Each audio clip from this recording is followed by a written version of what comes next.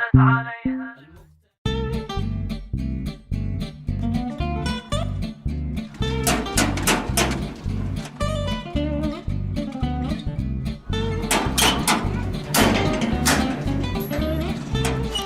عليكم. وعليكم السلام ورحمة الله. من تشتاين؟ وين الشيخ منصر أبو علي؟ تفضلي تفضلي. حيا واهلا وسهلا. والله من ذي ثنتين. تفضلي يا شيخ. يا شيخ كني جلش ما هو ساكت اثنين. واحدة هنا واحدة هنا. هانا ايه وواحدة قالت تجي لعندك. خليها تدخل. يلا ذا الحين ثواني اللي عندك.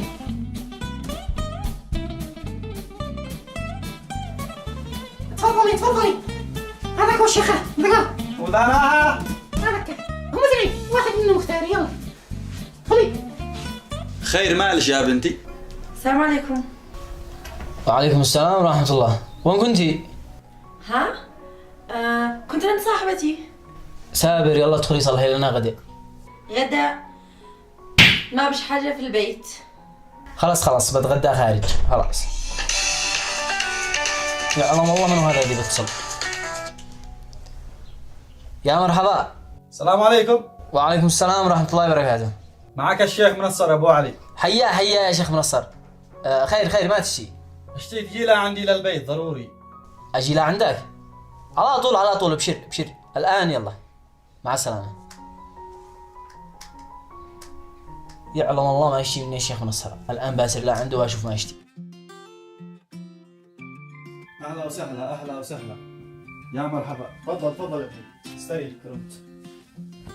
حيا الله من جانا. الله يحييك يا شيخ. خير ما تشتي. سمعت انك سافرت واقتربت وقد معك شغل ما شاء الله. اللهم لك الحمد. وسمعت انك تشي تطلق مرتك. ايش؟ من قال لك ان الشيء طلقها؟ هو اللي بيفكر يتزوج الثاني. ومني هذا الذي تشتي تزوجها؟ والله يا شيخ عاد انا ما اقدرش عارف مني. ما عاد انا بندور. بقبالي لك واحدة. من يا شيخ؟ بنتي.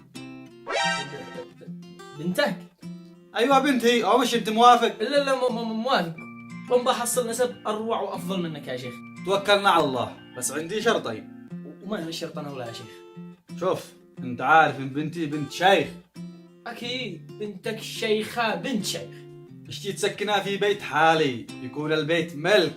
مش سامع مرتك الاولى سكنتها في بيت ايجار. اعرف اسكنها في بيت ملك جديد. بس استلحني يا شيخ. قل لي كم هو المهر والشرط؟ لحظة عاد باقي معي شرط. وما هو الشرط هذا؟ الشرط هذا إذا فكرت تطلق بنتي ولا تتزوج عليها عليك مهر مؤخر 50 مليون.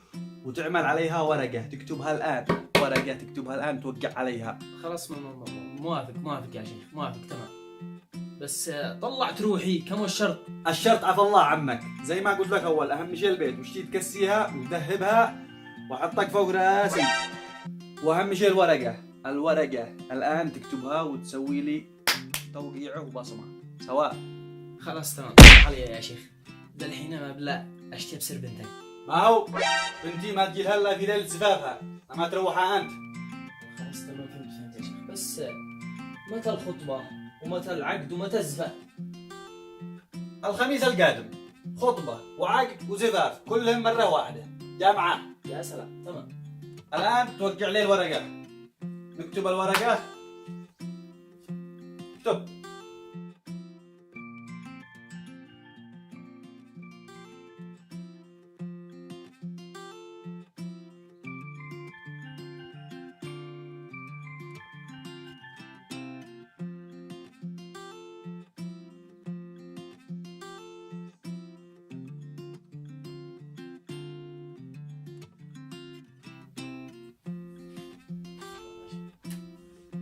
يلا تسلم يا ابني وان شاء الله متواصلين على خير. يلا هذا الله معك.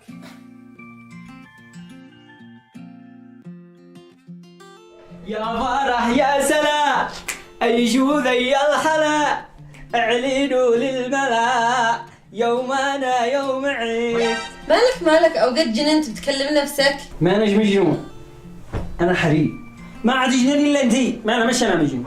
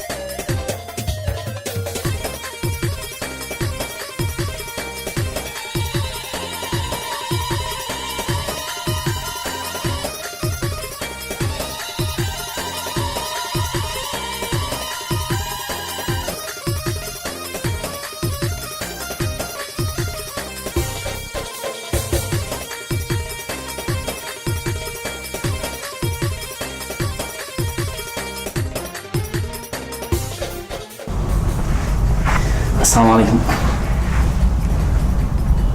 قلنا السلام عليكم.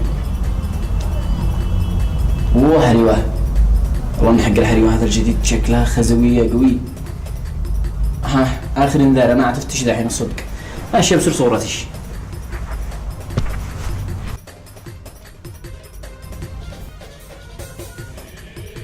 اللهم صل على محمد.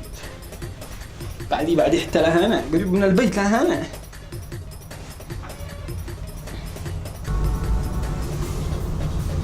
اقسم بالله اني ما مشانه. اتصل الشيخ.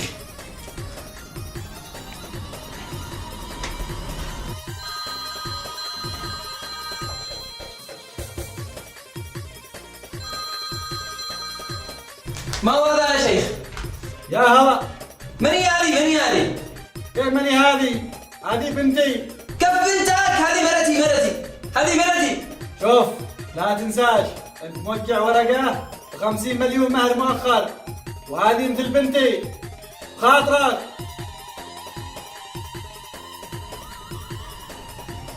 عملها الشيخ فيني.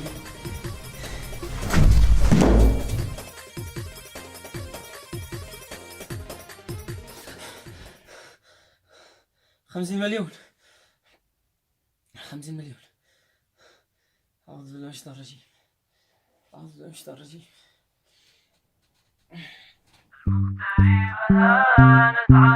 المغترب هانت عليها العشرة، من بعد ما سافر نسي كل الناس، نسي من هو ذي كان معف الأسرة، ضاع الضمير الحي ضاع الإحساس. أصيلي كان في البيت من غير مهره، وصل مع الجوال قد جاه الياس، سفر أصيل من بعد تلك الفترة، وقبل ما هنجم قال يشتي عراس. مغترب هانت عليها العشرة، من بعد ما سافر نسي كل الناس، نسي من هو ذي كان معف الأسرة، ضاع الضمير الحي ضاع الإحساس. لكن مرته بالذكاء والفطرة، اختارت الشيخ الذكي النبراس. الشيخ منصر قال